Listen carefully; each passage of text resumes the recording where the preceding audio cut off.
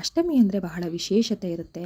ಅದರಲ್ಲಿ ಈ ಸಲಿ ಕಾಲಾಷ್ಟಮಿ ಬಂದಿದೆ. ಅಂದರೆ ಕಾಲಭೈರೇಶ್ವರ ದೇವರನ್ನು ಪೂಜಿಸುವಂತಹ ದಿನ, ಆರಾಧನೆ ಮಾಡುವಂತಹ ದಿನ. ಕಾಲಭೈರೇಶ್ವರನ ಪೂಜೆ ಮಾಡೋದ್ರಿಂದ ಯಾವುದೆಲ್ಲ ರೀತಿಯ ಅನುಕೂಲಗಳಾಗುತ್ತೆ, ಪ್ರಯೋಜನಗಳಾಗುತ್ತೆ, ಹಾಗೆ ಯಾವುದು ಒಂದು ವಿಶೇಷವಾದ ಶಕ್ತಿ ಅನ್ನೋದು ನಮಗೆ ಸಿಗುತ್ತೆ ಅನ್ನೋದನ್ನು ಈ ವಿಡಿಯೋದಲ್ಲಿ ಪೂರ್ತಿಯಾಗಿ ತಿಳಿಸ್ತಾ ಹೋಗ್ತೀನಿ.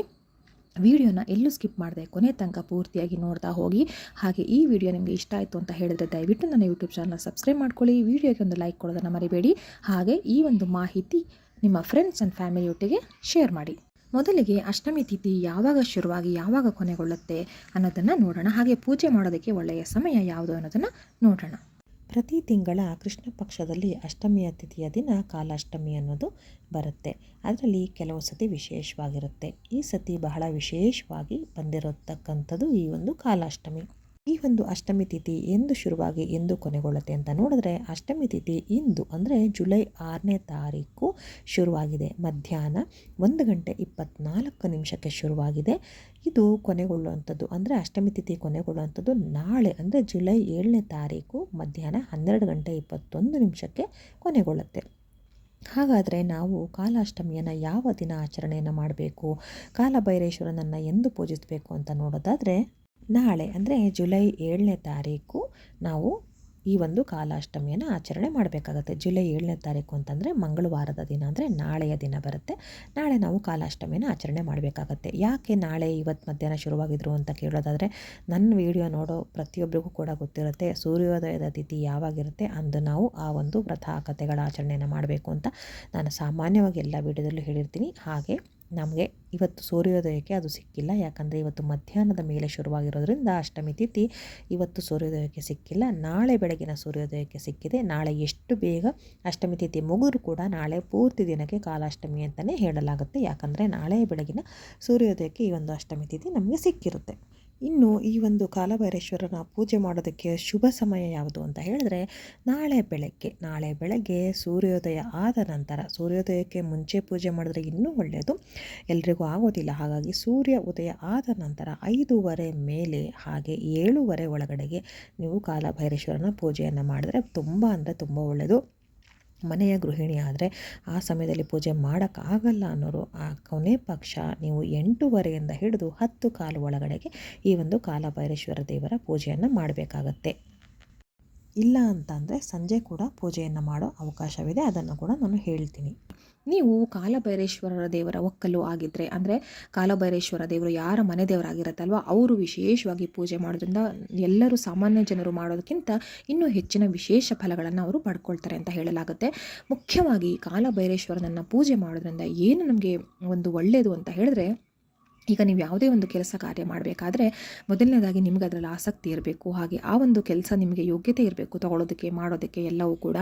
ಅದೇ ರೀತಿ ಎಲ್ಲವೂ ಇದ್ದರೂ ಕೂಡ ನಿಮಗೆ ಯಾವುದಾದ್ರು ಒಂದು ರೀತಿಯಲ್ಲಿ ಅಡೆತಡೆಗಳಾಗ್ತಾ ಇರುತ್ತೆ. ಯಾಕೆ ಅಂತ ಹೇಳಿದ್ರೆ, ಒಂದು ದುಷ್ಟಶಕ್ತಿಗಳ ಭಯ, ಹಾಗೆ ಇನ್ನೊಂದು ಈ ಒಂದು ಮಾಠ ಮಂತ್ರಗಳ ಭಯ. ಈ ಒಂದು ಕಾಲಭೈರೇಶ್ವರ ದೇವರನ್ನು ನೀವು ಆರಾಧನೆ ಮಾಡೋದ್ರಿಂದ, ವಿಶೇಷವಾಗಿ ಅಷ್ಟಮಿ ದಿನ ಅಂದರೆ ಅದರಲ್ಲೂ ಈ ಒಂದು ಕಾಲಾಷ್ಟಮಿಯ ದಿನ ಕಾಲಭೈರೇಶ್ವರನನ್ನು ಪೂಜೆ ಮಾಡೋದ್ರಿಂದ ಆ ಒಂದು ಮಾಠ ಮಂತ್ರಗಳ ಭಯ ಖಂಡಿತವಾಗ್ಲೂ ಹೋಗುತ್ತೆ. ಹಾಗೆ ಅದು ಏನೇ ಶುಭ ಫಲಗಳು ನಮಗೆ ಕೊಡ್ತಾ ಇರೋದಕ್ಕೆ ಅಡ್ಡಿ ಮಾಡ್ತಾ ಇರುತ್ತೆ, ಈ ಒಂದು ಮಾಟ ಮಂತ್ರ ದೋಷಗಳಿಂದ ಅದೆಲ್ಲವೂ ಕೂಡ ಬಗೆಹರಿಯುತ್ತೆ. ಯಾವ ರೀತಿ ಮಾಟ ಮಂತ್ರಗಳು ಅಂತಲೂ ಕೂಡ ನಾನು ಹೇಳ್ತೀನಿ. ಮೊದಲಿಗೆ ನೀವು ಬೆಳಗ್ಗೆ ಪೂಜೆ ಮಾಡಿದರೆ ಓಕೆ, ಇಲ್ಲ ಅಂತಂದರೆ ಸಂಜೆ ನೀವು ಮನೆಯನ್ನು ಶುದ್ಧ ಮಾಡಬೇಕಾಗತ್ತೆ ಮೊದಲಿಗೆ. ಆ ನಂತರ ಸ್ನಾನವನ್ನು ಮಾಡಿ ನೀವು ಕಪ್ಪು ಬಟ್ಟೆ ಧರಿಸೋದ್ರಿಂದ ತುಂಬಾ ಒಳ್ಳೆಯದು. ಹಾಗೆ ನೀವು ಕಾಲಭೈರೇಶ್ವರನ ಫೋಟೋ ಇತ್ತು ಅಂತ ಹೇಳಿದ್ರೆ ನಿಮ್ಮ ಮನೆಯಲ್ಲಿ ಆ ಒಂದು ಫೋಟೋನ ಸ್ವಚ್ಛಗೊಳಿಸಿ ಅದಕ್ಕೆ ಪೂಜೆಯನ್ನು ಮಾಡಬೇಕಾಗತ್ತೆ. ನೀವು ಅರಿಶಿನ, ಕುಂಕುಮ ಹಾಗೆ ಗೆಜ್ಜೆ ವಸ್ತ್ರವನ್ನೆಲ್ಲ ಏರಿಸಿ ಹೂಗಳನ್ನು ಸಹ ಏರಿಸಬೇಕಾಗತ್ತೆ. ಈ ಒಂದು ಕಾಲಭೈರೇಶ್ವರನನ್ನು ನೀವು ಬಹಳ ನಿಷ್ಠೆಯಿಂದ ಶ್ರದ್ಧೆಯಿಂದ ನೀವು ಪೂಜೆ ಮಾಡಬೇಕಾಗತ್ತೆ. ಗಮನ ಎಲ್ಲ ಇಟ್ಕೊಂಡು ಪೂಜೆ ಮಾಡೋದು, ನೀವೇನೋ ಬೇಡ್ಕೊಳ್ಳೋದು ಮಾಡಬೇಡಿ. ಯಾಕಂದರೆ ಕಾಲಭೈರೇಶ್ವರನಿಗೆ ಅತಿಯಾದ ಕೋಪ ಇರೋದ್ರಿಂದ ಅದರ ಕೆಂಗಣ್ಣಿಗೆ ಗುರಿಯಾಗದೆ ನೀವು ಶ್ರದ್ಧಾ ಭಕ್ತಿಯಿಂದ ಈ ಒಂದು ಕಾಲಭೈರೇಶ್ವರನನ್ನು ಪೂಜೆ ಮಾಡಬೇಕು, ಆರಾಧನೆ ಮಾಡಬೇಕು. ಕಾಲಭೈರೇಶ್ವರ ಅಂತ ಹೇಳಿದ್ರೆ ಶಿವನ ಮತ್ತೊಂದು ರೂಪ ಅಂತ ಹೇಳಲಾಗುತ್ತೆ. ನಿಮಗೆಲ್ಲರಿಗೂ ತಿಳಿದಿದೆ, ಶಿವದೇವರು ಅಂತ ಹೇಳಿದ್ರೆ ನಿಜವಾಗ್ಲೂ ಒಂದು ಭಯ ಹುಟ್ಟಿಸುತ್ತೆ. ಯಾಕೆ ಅಂತಂದರೆ ನಮ್ಮಲ್ಲಿ ತಪ್ಪುಗಳನ್ನು ಮಾಡಿದಾಗ ನಾವು ಹೆದರಬೇಕಾಗಿರುತ್ತೆ ಶಿವದೇವರಿಗೆ ಅಂತ. ಹಾಗೆ ಒಂದು ಅಭಯ ಹಸ್ತವನ್ನು ನೀಡಿ ಕಾಪಾಡುವಂಥವನು ಕೂಡ ಶಿವ. ಅದರಲ್ಲಿ ಇದು ಈಗ ಶಿವನ ರೂಪ ಕಾಲಭೈರೇಶ್ವರನಾಗಿದೆ ಅಂದರೆ ಇನ್ನೂ ಹೆಚ್ಚು ಕೋಪ ಇರುತ್ತೆ. ಹಾಗಾಗಿ ಬಹಳ ಶ್ರದ್ಧಾ ಭಕ್ತಿಯಿಂದ ಈ ಒಂದು ದೇವರ ಪೂಜೆಯನ್ನು ನೀವು ಮಾಡಬೇಕಾಗುತ್ತೆ. ಹಾಗೆ ಯಾರ ಮನೆ ದೇವರು ಕುಲದೇವರು ಈಶ್ವರನಾಗಿರ್ತಾನಲ್ವ ಅವರು ಕೂಡ ಈ ಒಂದು ಅಷ್ಟಮಿ ಏನಿರುತ್ತೆ, ಕಾಲಭೈರೇಶ್ವರನ ಆರಾಧನೆ ಏನಿರುತ್ತೆ ಅದನ್ನು ಮಾಡೋದ್ರಿಂದ ಕೂಡ ಅವರ ಕುಟುಂಬವನ್ನು ಕಾಪಾಡ್ಕೊಳ್ಬೋದು. ಈಗ ನಾ ಹೇಳ್ದಂಗೆ ಮನೆಯನ್ನೆಲ್ಲ ಸ್ವಚ್ಛಗೊಳಿಸಿ ನೀವು ಕೂಡ ಸ್ನಾನವನ್ನು ಮಾಡಿ ಆ ನಂತರ ಕಾಲಭೈರೇಶ್ವರನ ಫೋಟೋ ಇತ್ತು ಅಂತ ಹೇಳಿದ್ರೆ ಅದಕ್ಕೆ ಪೂಜೆ ಮಾಡಿ, ಅದಿಲ್ಲ ಅಂತ ಹೇಳಿದರೆ ಆ ಸಂಕಲ್ಪದ ಮೇಲೆ ಪೂಜೆ ಮಾಡಿ. ಇನ್ನು ನೀವು ನೈವೇದ್ಯಕ್ಕೆ ಯಾವುದೇ ರೀತಿಯ ಸಿಹಿ ಹಣ್ಣುಗಳನ್ನು ಇಡ್ಬೋದು, ಪಾಯಸವನ್ನು, ಬೆಲ್ಲವನ್ನು ಹಾಕಿದಂತಹ ಪಾಯಸವನ್ನು ಇಡ್ಬೋದು. ಇನ್ನು ಕೆಲವರು ಈ ಒಂದು ಅಷ್ಟಮಿ ದಿನ ಕೂಡ ಉಪವಾಸವನ್ನು ಇರ್ತಾರೆ.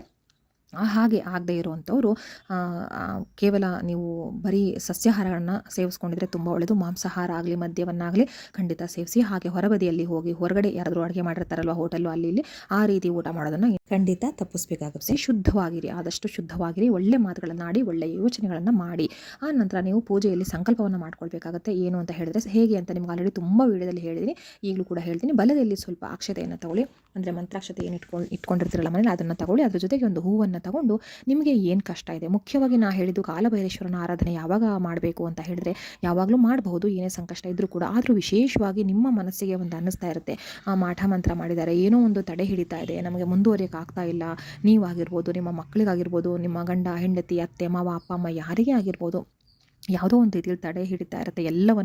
ಎಲ್ಲ ಸರಿಯಾಗಿರುತ್ತೆ, ಆದರೆ ಮುಂದೆ ಹೋಗೋದಕ್ಕೆ ಆಗ್ತಾ ಇರಲ್ಲ. ಹಾಗೆ ನೀವು ಬೇರೆ ಕಡೆ ಪ್ರಶ್ನೆಯನ್ನು ಕೇಳಿಸಿದಾಗಲೂ ಕೂಡ ಇದೇ ಉತ್ತರ ಬಂದಿರುತ್ತೆ, ಯಾರೋ ನಿಮ್ಮ ಹೆಸರಲ್ಲಿ ಮಾಟ ಮಂತ್ರ ಮಾಡಿಸಿದ್ದಾರೆ ಅಂತ ಹೇಳಿ. ಹಾಗಾಗಿ ಏಳಿಗೆ ಆಗ್ತಾ ಇರಲ್ಲ ಯಾವುದೇ ಒಂದು ವಿಷಯದಲ್ಲಿ. ಅಂತಹ ಸಂದರ್ಭದಲ್ಲಿ ನಿಮಗೆ ಹೇಗೆ ಅನುಮಾನ ಇದೆ, ನಿಮ್ಮ ಮಕ್ಕಳ ವಿಷಯದಲ್ಲೋ ನಿಮ್ಮ ವಿಷಯದಲ್ಲೋ ಅಥವಾ ನಿಮ್ಮ ಆರ್ಥಿಕ ಸಮಸ್ಯೆ, ಸಾಲ ಸೋಲಗಳು ಇವೆಲ್ಲ ಏನಿರುತ್ತಲ್ವ, ನಿಮಗೆ ಏನು ಸಮಸ್ಯೆ ಇದೆ, ಯಾವುದರಿಂದ ನೀವು ಹೊರಗಡೆ ಬರಬೇಕು ಅಥವಾ ಕಾಲಭೈರೇಶ್ವರ ಯಾವುದನ್ನು ನಿಮಗೆ ಪರಿಹಾರ ಮಾಡಿಕೊಡ್ಬೇಕು ಅಂತ ನೀವು ಬಯಸ್ತೀರಾ, ಅದನ್ನು ಬಹಳ ಶ್ರದ್ಧಾ ಭಕ್ತಿಯಿಂದ ನೀವು ಒಂದು ಸ್ವಲ್ಪ ಹತ್ತರೂ ಕೂಡ ಪರವಾಗಿಲ್ಲ, ಅಷ್ಟು ಮನಸ್ಸಾರೆ ನೀವು ದೇವರನ್ನು ಪ್ರಾರ್ಥನೆ ಮಾಡಿ. ಕೈಯಲ್ಲಿ ಬಲಗೈಯಲ್ಲಿ ಅಕ್ಷತೆ, ಹಾಗೆ ನೀವು ಒಂದು ಹೂವನ್ನು ಇಟ್ಕೊಂಡು, ಹೆಣ್ಮಕ್ಳಾದರೆ ದಯವಿಟ್ಟು ಕೈಗೆ ಬಳೆಯನ್ನು ಧರಿಸಿ ಬೇಡ್ಕೊಳ್ಳಿ. ಹಾಗೆ ಬರೀ ಕೈಯಲ್ಲಿ ಖಂಡಿತ ಮಾಡಬಾರ್ದು. ಮದುವೆ ಆಗಿರೋ ಹೆಣ್ಮಕ್ಳಾದರೂ ಸರಿ, ಮದುವೆ ಆಗದೇ ಇರೋ ಹೆಣ್ಮಕ್ಳಾದರೂ ಸರಿ, ಕೈಯಲ್ಲಿ ಬಳೆಯನ್ನು ಧರಿಸಿ ಹಣೆಯಲ್ಲಿ ಕುಂಕುಮವನ್ನು ಕೂಡ ಇಟ್ಕೊಳ್ಳಿ. ಆ ನಂತರ ನೀವು ನಿಮ್ಮ ಕಷ್ಟ ಏನಿರುತ್ತೆ ಅದನ್ನು ಬೇಡ್ಕೊಂಡು ಅದನ್ನು ದೇವ್ರ ಫೋಟೋದ ಹತ್ರ ಹಾಕಿ ಅಕ್ಷತೆ ಹಾಗೆ ಹೂವನ್ನು. ಆ ನಂತರ ನಾನು ಹೇಳ್ದಂಗೆ ನೀವು ನೈವೇದ್ಯಕ್ಕೆ ಇಟ್ಟಿರ್ತೀರ, ನೈವೇದ್ಯ ಇಡದೆ ನೀವು ಪೂಜೆ ಮಾಡಬೇಡಿ. ಒಣ ಹಣ್ಣುಗಳಾದರೂ ಪರವಾಗಿಲ್ಲ, ಏನೂ ಇಲ್ಲಾಂದರೆ ಹುರಿಗಡಲೆ ಸಕ್ಕರೆನಾದರೂ ಇಡಿ ಅಥವಾ ಒಣ ದ್ರಾಕ್ಷಿಯನ್ನಾದರೂ ಇಡಿ, ಖಂಡಿತ ಹಾಗೆ ಇದು ಮಾಡಬೇಡಿ. ತೆಂಗಿನಕಾಯಿನ ಕೂಡ ಒಡೆದು ನೀವು ದೇವರಿಗೆ ಅರ್ಪಿಸಬೇಕಾಗತ್ತೆ. ಆ ನಂತರ ನಾನು ಹೇಳ್ಕೊಡ್ತೀನಿ ಒಂದು ಮಂತ್ರ 108 ಬಾರಿ ಪಠನೆ ಮಾಡಿ. ಕೆಲವರಿಗೆ ಒಂದು ಏನಂದರೆ ದುಸ್ವಪ್ನಗಳು ಬೀಳುವಂಥದ್ದು ಕಾಡ್ತಾ ಇರುತ್ತೆ. ಪ್ರತಿನಿತ್ಯ ರಾತ್ರಿ ಆಯಿತು ಅಂತ ಹೇಳಿದ್ರೆ ಸಾಕು ಕೆಟ್ಟ ಕೆಟ್ಟ ಕನಸುಗಳು ಬೀಳ್ತಾ ಇರುತ್ತೆ. ಅದೆಲ್ಲವನ್ನೂ ಈ ಒಂದು ಕಾಲಭೈರೇಶ್ವರ ದೇವರು ಪರಿಹಾರ ಮಾಡಿಕೊಡ್ತಾನೆ ಖಂಡಿತವಾಗ್ಲೂ. ಹಾಗಾಗಿ ನೀವು ಓಂ ಶ್ರೀ ಕಾಲಭೈರೇಶ್ವರಾಯ ನಮಃ ಅನ್ನೋ ಒಂದು ಸ್ತೋತ್ರವನ್ನು ನೀವು 108 ಬಾರಿ ಕನಿಷ್ಠ, ನಾನು ಹೇಳ್ತಾ ಇರೋದು ಕನಿಷ್ಠ 108 ಬಾರಿ ಆದರೂ ಪಠನೆ ಮಾಡಲೇಬೇಕಾಗತ್ತೆ. ಇನ್ನು ಸಾಮಾನ್ಯವಾಗಿ ಪೂಜೆ ಮಾಡ್ತೀರಾ, ಅಷ್ಟಮಿ ದಿನ ಕಾಲಭೈರಾಷ್ಟಮಿ ಬಂದಿದೆ ಹಾಗಾಗಿ ಪೂಜೆ ಮಾಡ್ತೀನಿ ಅನ್ನೋರು ಒಂದು 5 ಸತಿ ಹೇಳಿದ್ರು ಸಾಕಾಗುತ್ತೆ, 11 ಸಲ ಹೇಳಿದ್ರು ಸಾಕಾಗುತ್ತೆ. ಆದರೆ ಖಂಡಿತ ಸಮಸ್ಯೆ ಇದೆ. ಆಮೇಲೆ ಇನ್ನೊಂದು ಮುಖ್ಯವಾಗಿ ಹೇಳೋದು, ಮತ್ತೆ ಕೆಲವರಿಗೆ ಆಗಾಗ ಆರೋಗ್ಯ ಸಮಸ್ಯೆ ಕಾಡ್ತಾ ಇರುತ್ತೆ. ಏನು ಆ ಥರ ಹೇಳ್ಕೊಳ್ಳೋ ಥರ ದೊಡ್ಡ ಕಾಯಿಲೆ ಇರೋದಿಲ್ಲ, ಆದರೂ ಒದ್ದಾಡ್ತಿರ್ತಾರೆ, ಏನೋ ಒಂದು ಹುಷಾರಿರಲ್ಲ, ಮನಸ್ಸು ಸರಿ ಇರಲ್ಲ, ತಲೆನೋವು, ಹೀಗೆ ಸಣ್ಣ ಪುಟ್ಟದ್ದು. ಆದರೆ ತೋರಿಸಿದ್ರೆ ಏನೂ ಕಾಯಿಲೆ ಇರೋದಿಲ್ಲ. ಇಂಥವ್ರಿಗೆ ಖಂಡಿತವಾಗ್ಲಿ ನಾನು ಹೇಳ್ತೀನಿ, ಮಾನಸಿಕವಾಗಿ ಏನಾದರೂ ಒಂದು ಎಫೆಕ್ಟ್ ಆಗಿರುತ್ತೆ ಅಂತ ಹೇಳಿದ್ರೆ ಅಥವಾ ದೈಹಿಕವಾಗಿ ಆಗಿರುತ್ತೆ ಅಂದರೆ ಖಂಡಿತ ಈ ಒಂದು ಮಾಟ ಮಂತ್ರ, ನೆಗೆಟಿವ್ ಬ್ಲ್ಯಾಕ್ ಮ್ಯಾಜಿಕ್ ಅಂತ ಏನು ಹೇಳ್ತೀವಿ ಅದು 100% ಆಗಿರುತ್ತೆ. ಅವೆಲ್ಲವನ್ನು ನೀವು ಮನಸ್ಸಲ್ಲಿ ಇಟ್ಕೊಂಡು ದೇವರಿಗೆ ಸಂಕಲ್ಪ ತಗೋಬೇಕಾಗಿರುತ್ತೆ. ಹಾಗೆ ಈ ಒಂದು ಮಂತ್ರವನ್ನು 108 ಬಾರಿ ಖಂಡಿತ ಪಠನೆ ಮಾಡಿ. ಆದಷ್ಟು ಪುಟ್ಟ ಮಕ್ಕಳು ಈ ಒಂದು ಸ್ತೋತ್ರವನ್ನು ಪಠಿಸೋದು ಬೇಡ, 18 ವರ್ಷ ದಾಟಿದರೆ ತುಂಬ ಒಳ್ಳೆಯದು. ಪಠನೆ ಎಲ್ಲ ನೀವು ಮಾಡಿ ಮುಗಿಸಿ ಆನಂತರ ಮಹಾಮಂಗಳಾರತಿಯನ್ನು ಮಾಡಿ ಮನೆ ಮಂದಿಗೆಲ್ಲ ಕೊಡಿ. ಹಾಗೆ ನಾನು ಹೇಳ್ದಂಗೆ ಕೆಲವರು ಉಪವಾಸ ಇರ್ತಾರೆ ಅಂತ ಹೇಳ್ದೆ ಅಲ್ವಾ, ಆ ನಂತರ ನೀವು ನಾಳೆ ವಿಶೇಷವಾಗಿ ಚಂದ್ರ ದರ್ಶನ ಮಾಡಬೇಕು. ಚಂದ್ರ ದರ್ಶನ ಮಾಡಿದ ನಂತರನೇ ಉಪವಾಸವನ್ನು ಮುರಿಬೇಕಾಗತ್ತೆ, ಅಥವಾ ಊಟ ತಿಂಡಿ ಏನಿರುತ್ತೆ ಅದನ್ನು ಚಂದ್ರೋದಯದ ನಂತರನೇ ಮಾಡಬೇಕಾಗತ್ತೆ, ನೆನ್ಪಿಟ್ಕೊಳ್ಳಿ. ಇನ್ನು ಚಂದ್ರೋದಯ ಸಮಯವನ್ನು ನೀವು ನಿಮ್ಮ ಪ್ರದೇಶಗಳಲ್ಲಿ ಯಾವಾಗ ಬರುತ್ತೆ ಅಂತ ಚೆಕ್ ಮಾಡ್ಕೊಳ್ಳಿ. ಯಾಕಂದರೆ ಒಂದೊಂದು ಪ್ರದೇಶದಲ್ಲಿ ಒಂದೊಂದು ಸಮಯಕ್ಕೆ ಚಂದ್ರೋದಯ ಆಗುತ್ತೆ. ಚಂದ್ರ ದರ್ಶನವನ್ನು ಮಾಡಿ ಆ ನಂತರ ನೀವು ಉಪವಾಸವನ್ನು ಮುರಿದು ನೀವು ಊಟವನ್ನು ಮಾಡೋದಕ್ಕೆ ತೊಂದರೆ ಇಲ್ಲ.